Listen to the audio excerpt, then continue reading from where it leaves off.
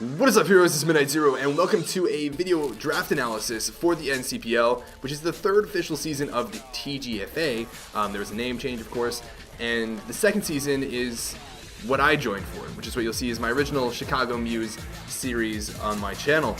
But regardless, a lot of the same faces, a couple newcomers which are really good at battling, and after having been in the SFL for a bit, I've got a feel for what the new meta is going to be like. There's a lot of thought that went into making tiers and everything for this, and I'm really excited for the upcoming season.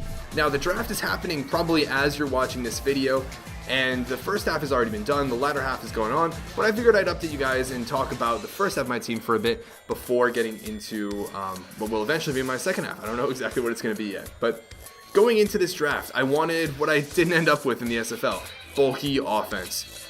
I want a couple mons that I can bring each week that just hit hard, whether it's physically, offensively, mixed, scarf, mons that can set up, whether it's speed or whatever their strong attack stat is, have really versatile move pools, and just hit hard. Now, I wasn't exactly sure what I wanted for that, but I had a good idea before the draft started, and I really wanted to get those in the A tier, the OU tier, because those mons hit the hardest. I felt like the nukes, the hardest hitting mons that hit the speed tiers that I wanted, were the most available and easily the best in A tier. So that's what I wanted to get there. But I also wanted a really solid bulky core. A really strong defensive core that can take a bunch of hits, sponge a bunch of hits, recover, has wish support, can just support my team and switch into multiple things, give me the opportunities to heal up, and then eventually bring in my hard-hitting mons to, poke holes in the opponent's team, while my support core, tanks hits for them. So my, hard-hitting mons don't have to take hits, and I don't have to risk them taking hits. And of course, my support mons can, chip damage and such, but also not be super passive themselves. And with that in mind, going into the draft, I really wanted Landorus T.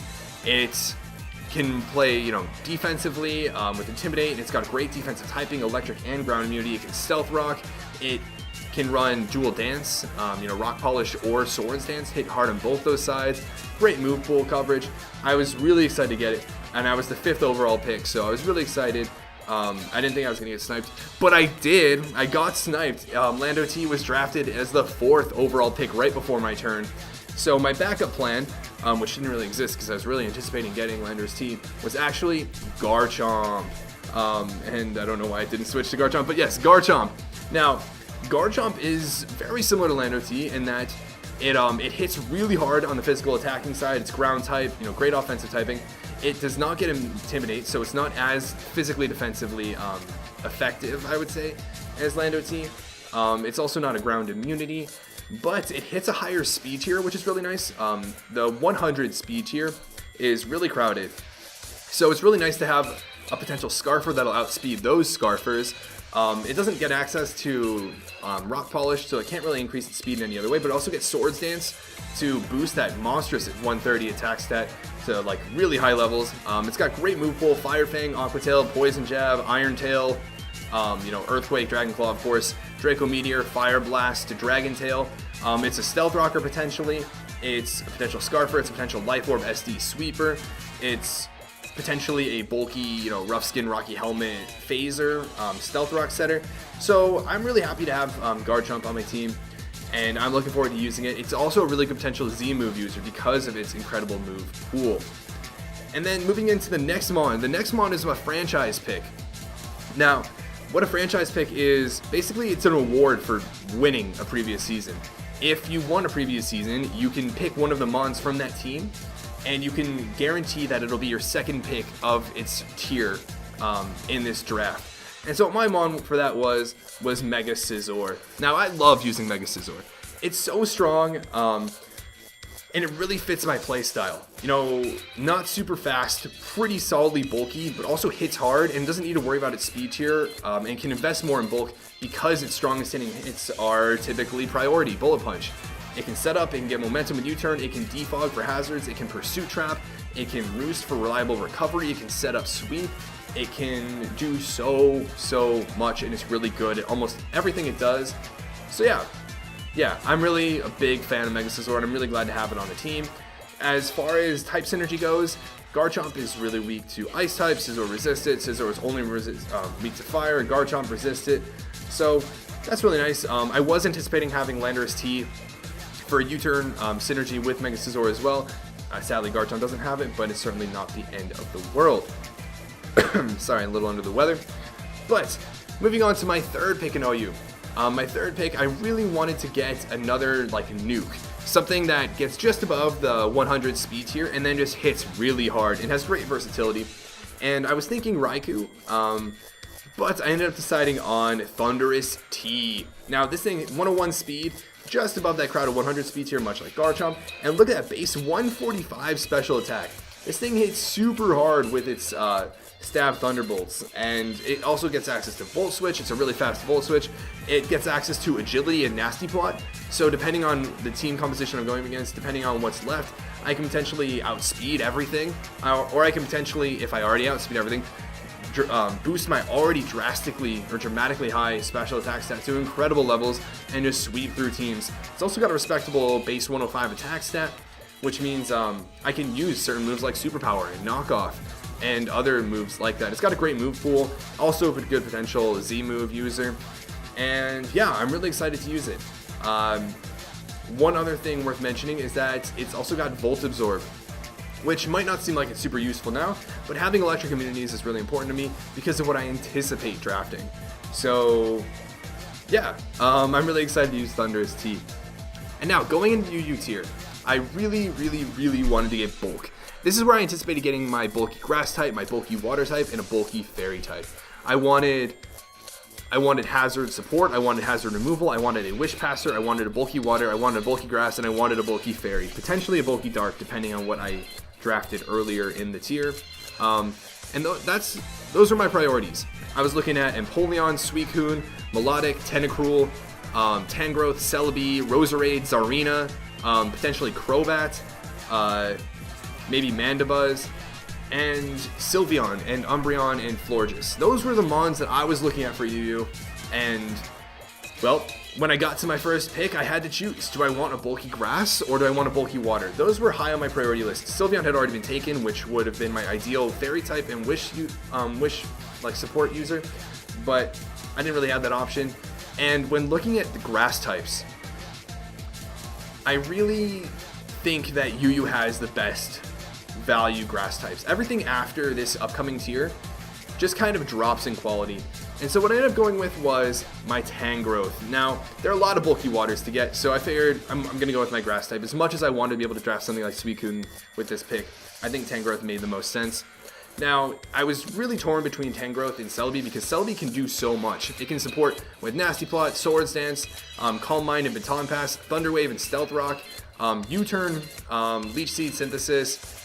It's overall a really good Pokemon, but I wanted something that was even more dedicated to bulk, specifically on the defensive side. And it's also got a better special attack stat, but it's also got just overall better recovery because it can patch up its weak Spadef with Assault Vest because it doesn't need to worry about using moves like Synthesis all the time because it has Regenerator to heal up. It's got a great move pool, Leaf Storm, Power Whip, Hidden Power, Knockoff, Sleep Powder, various status, Leech Seed Synthesis. This thing is bulky too. Like, this thing is really bulky. And it's part of my bulky core, right? Mons that I can switch out and switch in and reliably tank hits.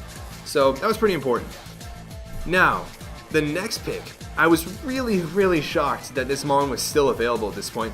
And as much as I wanted Tentacruel because Toxic Spikes and Rapid Spin support, I just couldn't pass up Suicune. I love using Suicune. It was so much fun to use in the TGFA Season 2.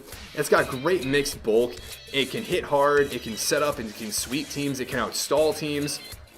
It gets burns. And yeah, I just love using Suicune. It's one of those mons that if you don't have something really hard to hit through it, you're not going to beat it unless you get some crazy hacks, really. And it's weak to only electric types and grass types, which I've got pretty much covered between Scizor, Thundurus T, and now Tangrowth. So I've got its typing mixed up down pretty well. And this is part of, again, my bulky core. So Suicune, really excited to use it. But I did it did hurt a little bit passing up the hazard, both setting up and removal support that Tentacruel offered. And then the last mon I was considering getting was what in my opinion is the last really good fairy type in this tier, and really for the rest of the tiers, and that would be Florges. Now Sylveon was already taken, which is my ideal wish passer, but look at this thing. It's so bulky. It's got a decent HP stat, not so great defensive stat, but that Spadef stat, holy cow, that Spadef stat is so high. And I really wanted a dragon immunity. Of course, you know, it's only weak to poison and steel, which I've got easily covered by the rest of my team. It can wish support Suicune, which is really cool. It can wish into Scizor, which they have reliable recovery, but I don't always want to have to waste a turn going for that roost, right? And having wish support means I can afford to play a little bit riskier, knowing that I cut the cost by not having to take as much damage in total because of my wish support. So I'm really happy for that. It also hits decently hard on the special attacking side. It can also Calm Mind to do damage, and it also gets aromatherapy. This is my cleric. This is really important. I can get rid of burns on Scizor. I can get rid of toxics on Suicune or Tangrowth, which are one of the few ways to take down this Pokemon. If Suicune's only reliable way of recovery is rest, I don't have to necessarily go through all of the burning turns of sleep, because I can just wake it up with aromatherapy with Florges. So I do think it has really great synergy with my team so far, and I'm really excited to use it. Again, bulky core is like forming pretty nicely. Something else I want to mention about my OU tier hard-hitting mons is that they can't be crippled with regards to speed. They're both immune to electric type attacks. So if I get up my speed, they can't be slowed down by stuff like Thunder Wave. They have to be slowed down by, like, I don't know, Icy Wind, or they have to match that speed with their own mons. So I really like that. And going into the future of the draft, looking at what else I need, I still need hazard support. I need to take defog pressure off of Scizor. I need to take rocks pressure off of Garchomp. So I want something that can do both of those. I want something that's immune to ground types and is a ice resist, because I'm still relatively weak to ice. But I also anticipate drafting a couple ground weak mons. So I want to gather like a couple more immunities or resists for that. And so looking at the future, I'm thinking Gligar is a really good fit for my team. It can get up Stealth Rock, it can defog, it has reliable recovery and roost, it can get me momentum with Baton Pass or U-turn, it can potentially pass agilities or swords dances to stuff like maybe a Scarf Chomp or a Banded Chomp. It can even pass speed to something like Suicune, so I don't have to worry about crits as much. Whole bunch of stuff like that. I'm thinking Bronzong. It's a ground immunity, it's an ice resist, it can get up rocks, it can potentially give my team a Trick Room aspect as well. So I can go for really bulky, slow but hard-hitting threats later on, like Crabominable or Pangoro maybe. I'm also thinking maybe a defogger like Articuno or Moltres even. Because, I mean, they're not the greatest defoggers obviously, but they're still something. I'm thinking maybe Armaldo, because rocks and spin support, which would be really nice. I'm thinking maybe Kofagrigus for toxic spikes and a spin blocker. Also, just more bulk, right? Also, it would be really nice to have consistent Will-O-Wisp users on my team so that I can burn the threats so that my bulky core can take them on even better. I'm also considering Garbodor, which I should be able to get pretty reliably because I'm the first pick in that tier, and it gives me access to both spikes and toxic spikes, which would be really helpful on a bulky team that, you know, wants to chip away at things and then eventually have one of its sweepers clean up. Now, also, one thing about my bulky core is what worked out really nicely is Tangrowth, super physically defensive, Suicune is mixed bulk, and then Florges is really specially defensive. So I feel like they patch each other up really nicely. I have one that's kind of like the jack of all trades, one that's really good at Spadef, one that's really good at physical defense. I've got, Thunder Sea, which is a really strong special attacker. I've got Garchomp, which is a really strong physical attacker. I've got Mega Scizor, which can act as like the glue to help U-turn and get around, but also potentially set up itself. So yeah, I'm really excited with how my team is so far. Obviously, there's still a lot to do with it. Let me know what you guys think, if there's some fun sets, if there are holes you see that I need to patch. Let me know. I can always, patch it up with potentially a free agency, or if you still catch me by the end of the draft, that would be helpful, of course. And if you're excited for this upcoming season, let me know. This league is bigger than the SFL. You've got some really good players. A lot of the teams are looking really threatening, and it should be really exciting. So if you're hyped for it, let me know in the comments. Maybe hit that like button. I'd really appreciate it.